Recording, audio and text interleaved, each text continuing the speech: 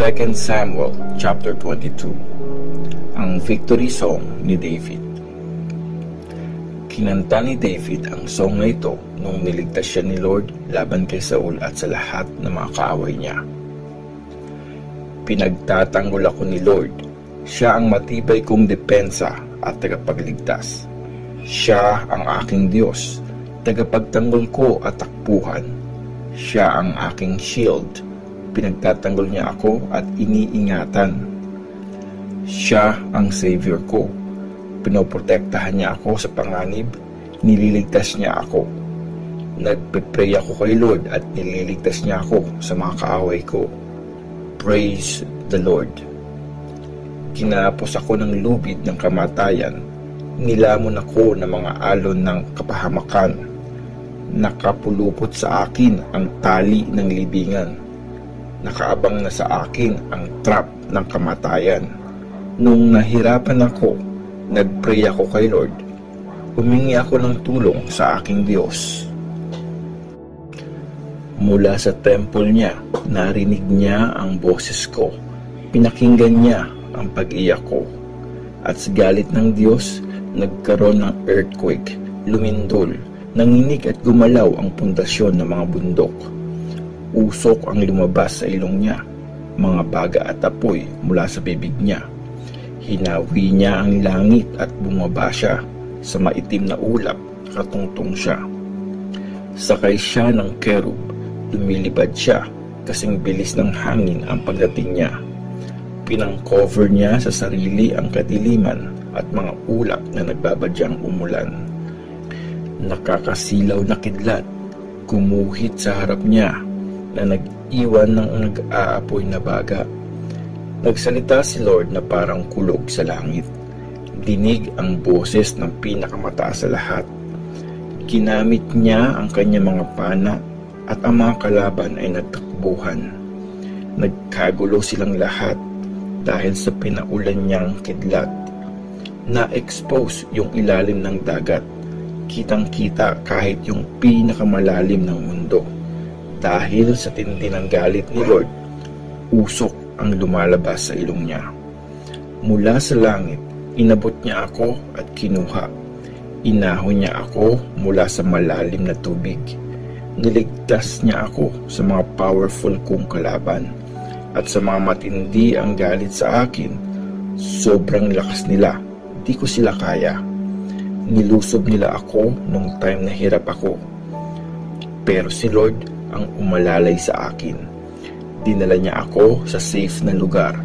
Niligtas niya ako kasi natutuwa siya sa akin. Binibless ako ni Lord kasi tama ang ginagawa ko.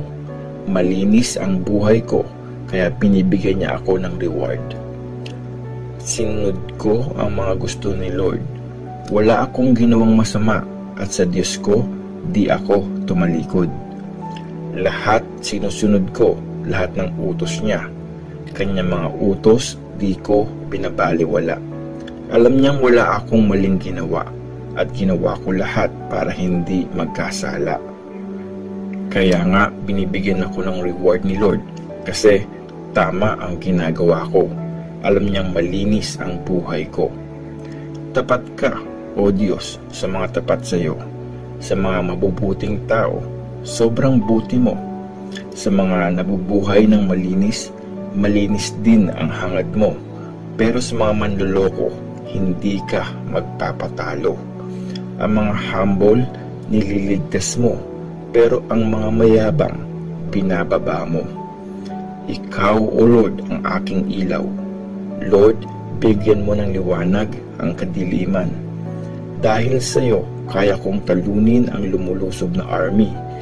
Dahil sa aking Diyos, kaya kong tumalon sa kanilang depensa. Perfect talaga ang ginagawa ng Diyos. Basta sinabi ni Lord, sure na mangyayari. Siya ang shield ng lahat para sa mga humihingi ng tulong sa Kanya. Si Lord lang ang Diyos, wala nang iba.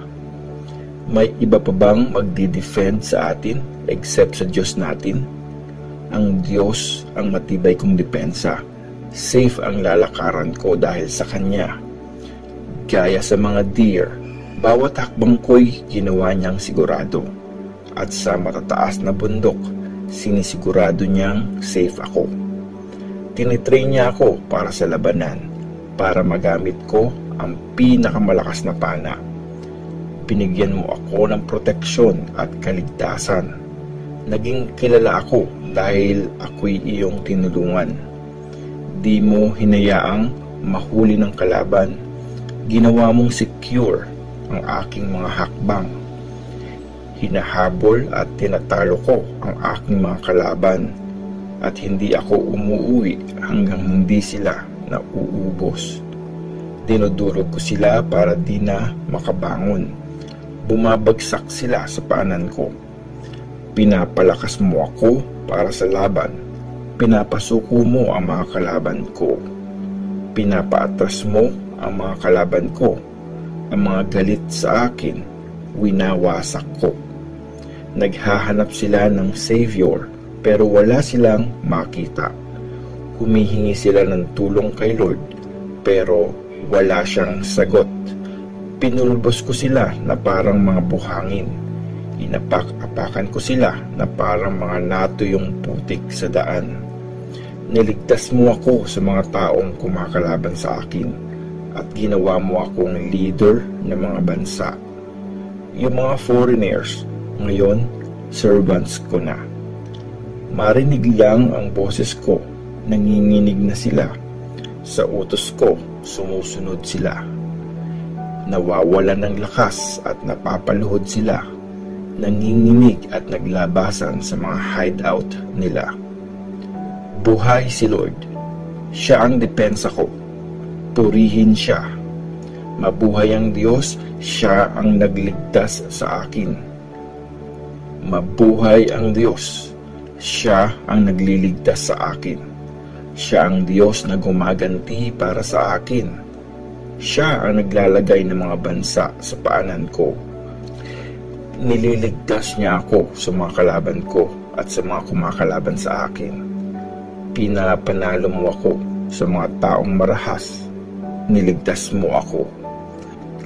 Kaya pupurihin kita, O Lord, sa harap ng mga bansa. At sa pangalan mo, kakanta ako ng papuri. Malaking tagumpay ang binigay ng Diyos sa kanyang hari. Forever niyang mamahalin ng tapat ang pinili niya kay David sa mga anak at mga apo niya.